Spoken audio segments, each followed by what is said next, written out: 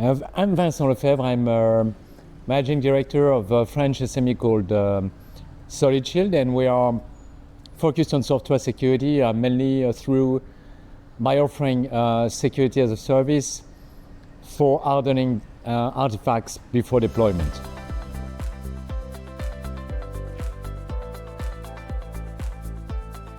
Actually, the project APPtake is all about, let's say, improving the adoption by European SMEs of the DevSecOps. And for that, let's say the global project objective is to make a more fluid, more efficient and easier workflow for these non-expert, let's say, operators from SMEs to adopt the DevSecOps. What we are doing is complementary to our other solutions in that fact that we are just interacting at the very last step of the DevSecOps before deployment, and we are dealing with some kind of threats which are not covered by the others, which are generic and not, let's say, related to the software vulnerabilities typically.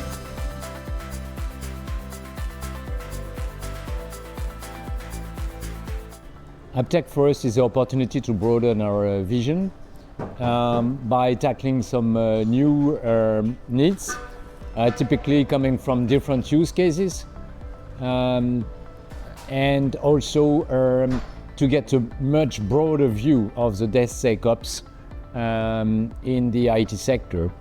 So it's simply a way for us to expand our vision to new markets, and this is typically our current, let's say, posture, because we want to expand from our former, let's say, our defense sector, which is a narrow, let's say,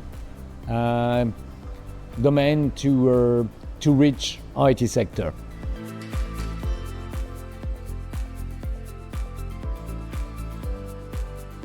Well, I would think that undue reliance, which is, the fact that people are considering that because a code or an open source code is coming from a well-known repo, it's free from vulnerabilities. So that's a typical bad habit that we need to be preventing. And I would think that undue reliance is certainly the most pregnant threats regarding to DevSecOps.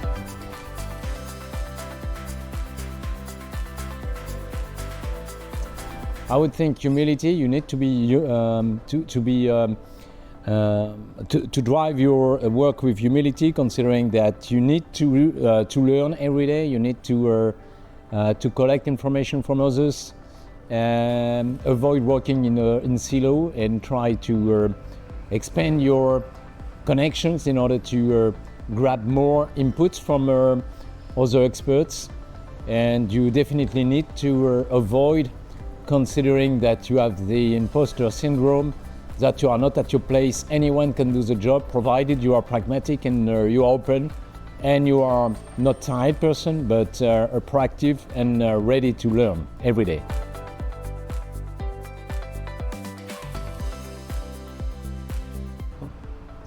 I would say the pains is that certainly people are considering that they are a victim, typically. They cannot be other thing than a victim, because they are the one that is attacked by the hackers. So they've got only shots to take, so